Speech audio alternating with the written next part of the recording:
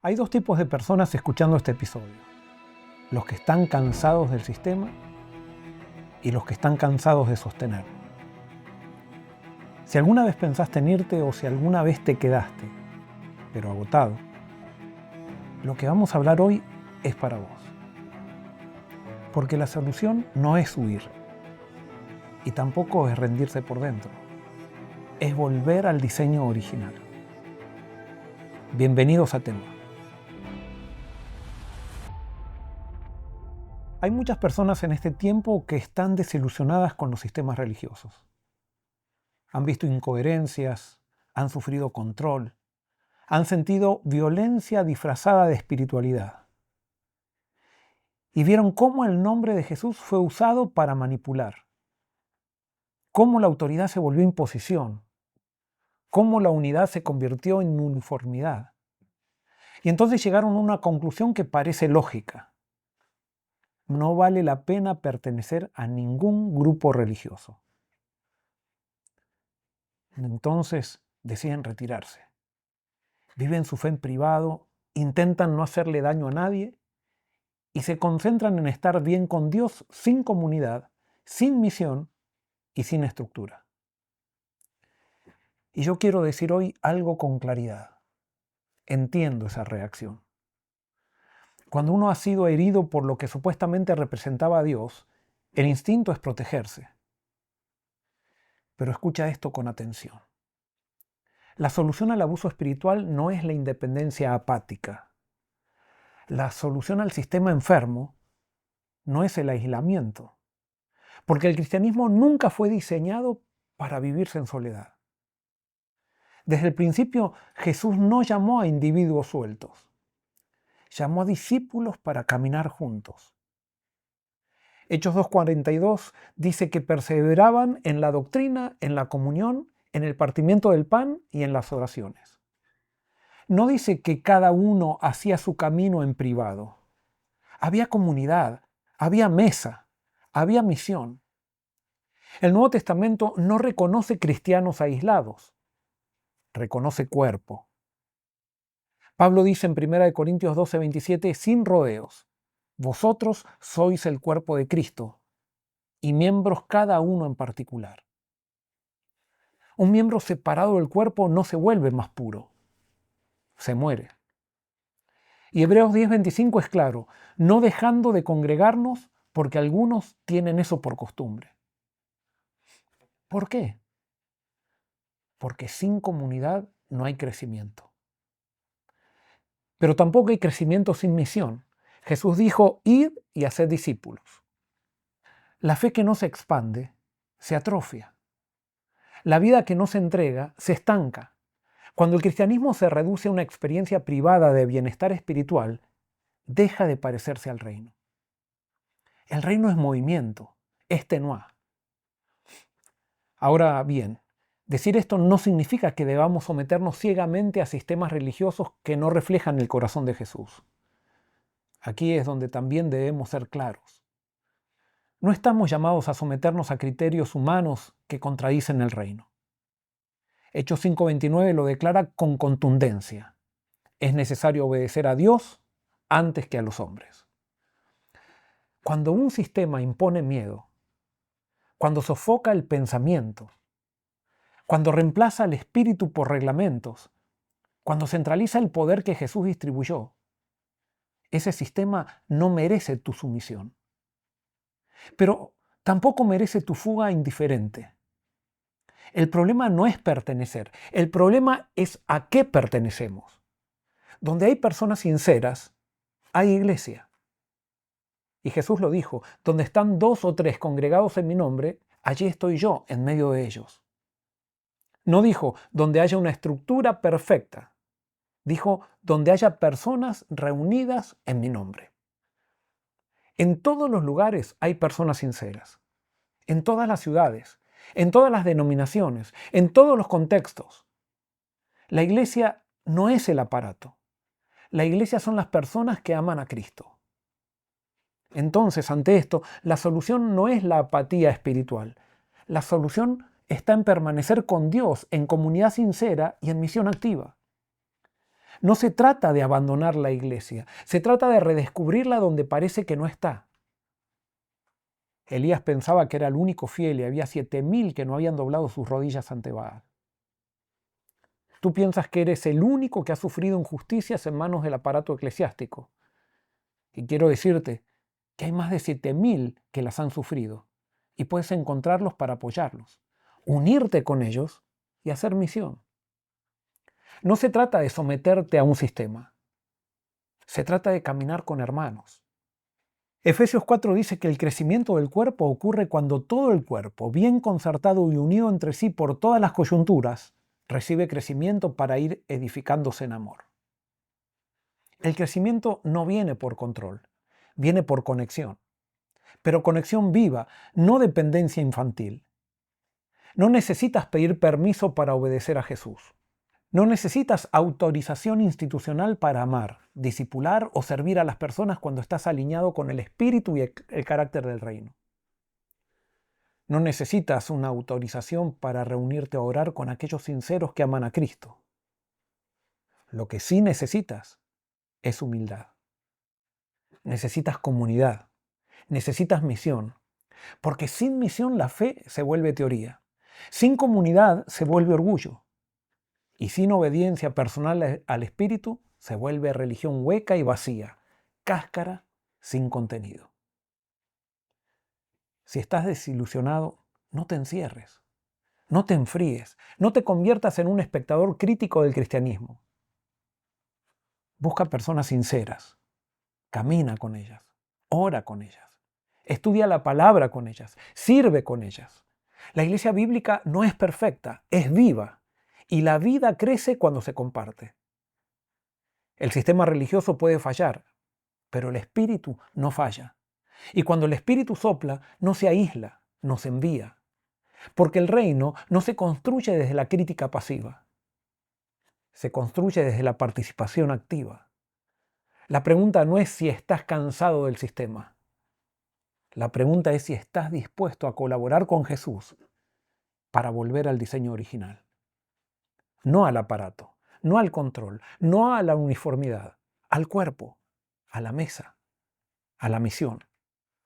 Porque donde hay personas sinceras y hay espíritu, ahí hay iglesia, allí hay tema. Y antes de seguir, déjame decirte algo. Si es que deseas indagar en los conceptos que te ayudarán a ser iglesia, y si sentís que Dios te está invitando a pensar más profundo y a vivir con más intención, quiero recomendarte la serie Pensamientos de Cambio. No son libros para acumular información, son libros para provocar transformación.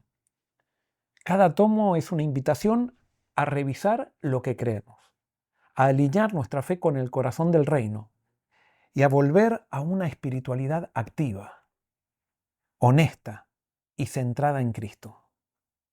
Pensamientos de Cambio no busca entretenerte, busca despertarte. Puedes encontrarlo en Amazon.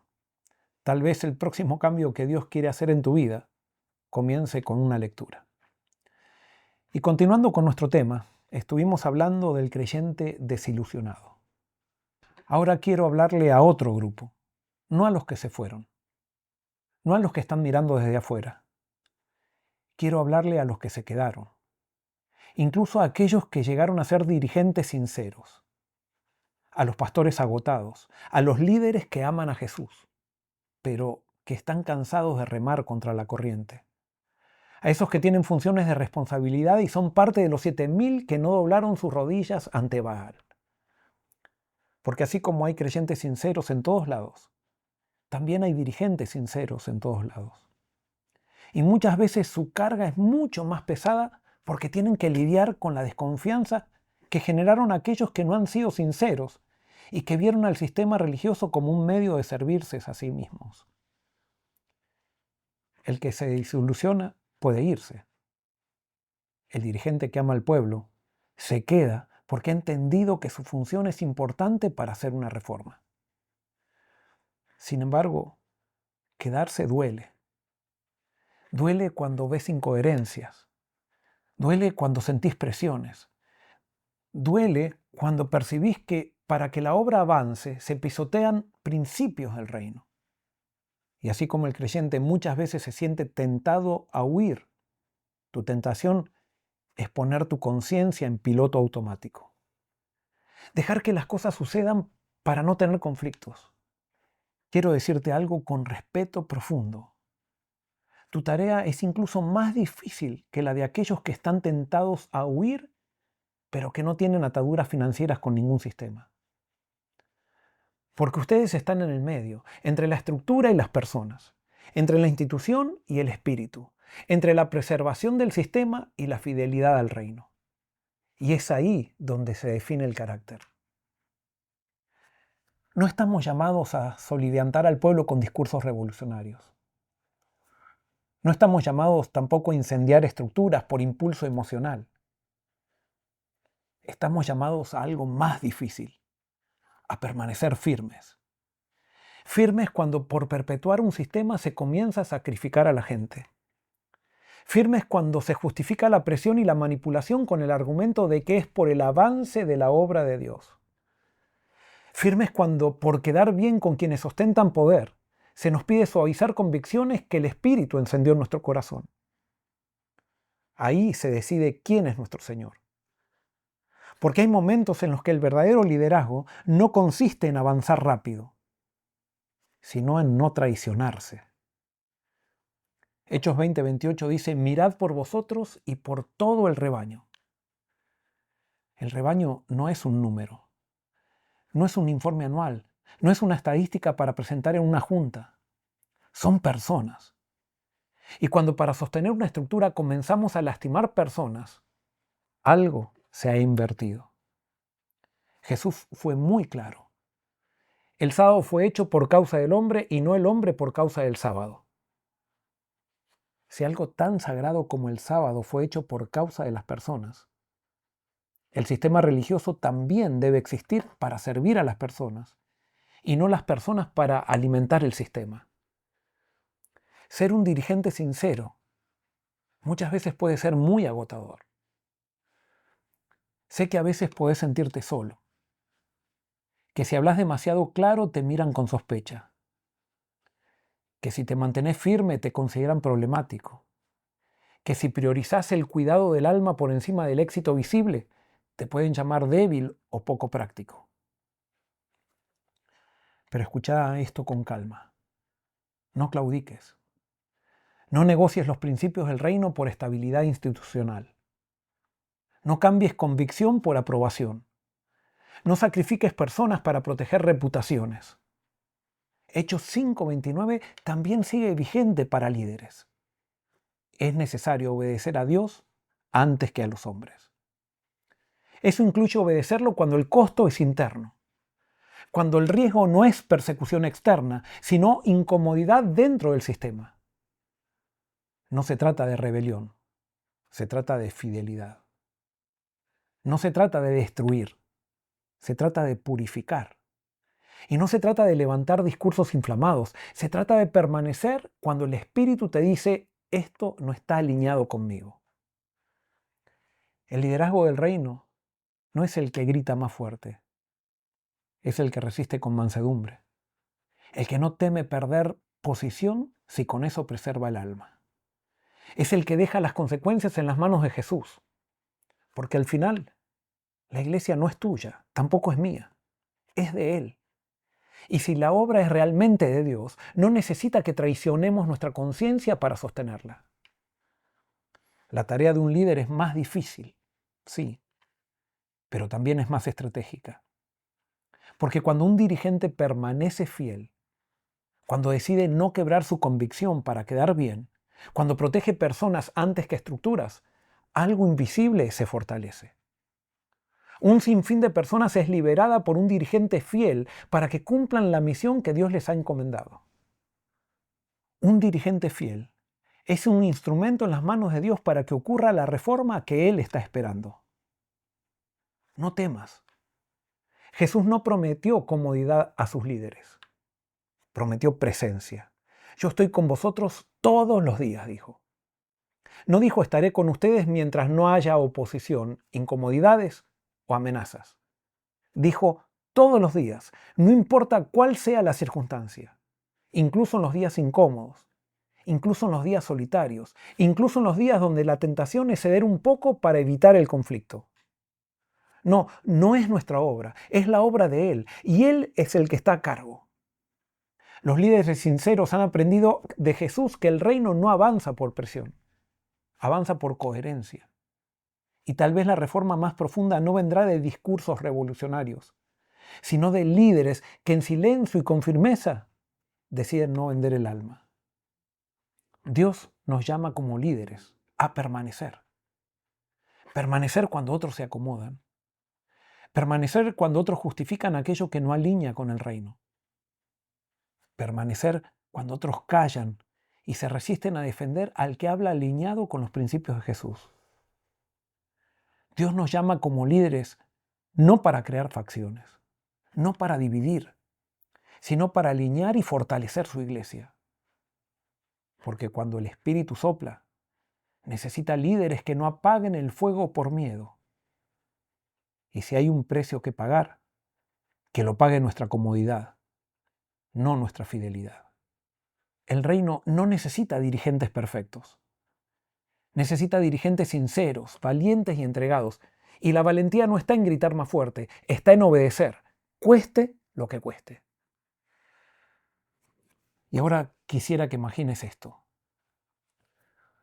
Imagina creyentes sinceros que dejaron la apatía y volvieron a la misión. Personas que desde donde están aman, disipulan, sirven, oran, abren su casa, estudian la palabra sin miedo, no esperando permiso, no buscando protagonismo, simplemente obedeciendo los mandatos de Jesucristo. Y al mismo tiempo, imagina líderes sinceros que decidieron no negociar el reino, que eligieron proteger personas antes que estructuras, que permanecen firmes defendiendo la libertad de los creyentes cuando la presión aprieta, que entregan las consecuencias de ser fieles a los principios del reino en las manos de Jesús. Cuando esos dos mundos se encuentran, los líderes sinceros y los creyentes sinceros, algo ocurre. No hay revolución violenta, hay reforma silenciosa. No hay gritos incendiarios, hay coherencia. Porque cuando el creyente asume su responsabilidad espiritual y el líder asume su responsabilidad moral ante Dios, el espíritu encuentra un terreno fértil. Y entonces la iglesia deja de ser pesada, deja de ser defensiva, deja de ser burocrática, se vuelve ágil, se vuelve orgánica, se vuelve misionera, llega a ser tenue. Efesios 4 dice que cuando cada miembro hace su parte, el cuerpo crece y se edifica en amor. Ahí está el secreto. La reforma que muchos esperan no vendrá por ruptura, vendrá por lealtad. Lealtad a Cristo por encima del sistema. Lealtad a los principios del reino por encima de la comodidad. Lealtad al Espíritu por encima del miedo. Lealtad al Espíritu en saber que todos podemos ser usados para hacer una reforma. Cuando la lealtad a Cristo ocupa el centro, todo se reordena. Las estructuras se adaptan a la misión, no la misión a las estructuras. La autoridad se vuelve servicio. La doctrina se vuelve vida. La comunidad vuelve a ser familia. El bautismo vuelve a ser celebración. La mesa vuelve a ser encuentro. Y la iglesia finalmente se ajusta a las necesidades reales de la misión, en vez de exigir que la misión se adapte a su formato. Eso es reforma verdadera. No necesitamos una iglesia más moderna. No necesitamos incluso una iglesia más eficiente. Necesitamos una iglesia fiel. Una iglesia donde creyentes sinceros no huyen y de una vez por todas se comprometen con el cambio que Jesús espera y donde líderes sinceros, en vez de controlar la misión, dan libertad para que todos la hagan. Una iglesia donde el poder no se centraliza, se comparte. Una iglesia donde el miedo no gobierna, donde gobierna el amor. Y cuando eso suceda, porque va a suceder, porque donde haya corazones rendidos, eso sucederá. Y porque está profetizado también. No hará falta anunciarlo como un movimiento nuevo. Se notará. Se notará en la libertad, se notará en la misión, se notará en la alegría, se notará en la unidad que no es uniformidad, sino vida compartida. Porque cuando Cristo es realmente la cabeza, el cuerpo se mueve con naturalidad. Y entonces la iglesia dejará de defenderse y volverá a avanzar. No por presión, no por estrategia humana, sino por la presencia del Espíritu. Y esa es la reforma que todos los sinceros de corazón estamos esperando. No una que nazca de la rebeldía, sino una que nazca de la fidelidad tanto de líderes como de liderados. La pregunta final no es si el sistema cambiará. La pregunta es esta. ¿Estamos dispuestos, creyentes y líderes, a poner la lealtad a Cristo en el centro, aunque eso nos cueste todo? Porque cuando eso ocurra, la iglesia no se disolverá, renacerá, porque volverá a ser tema.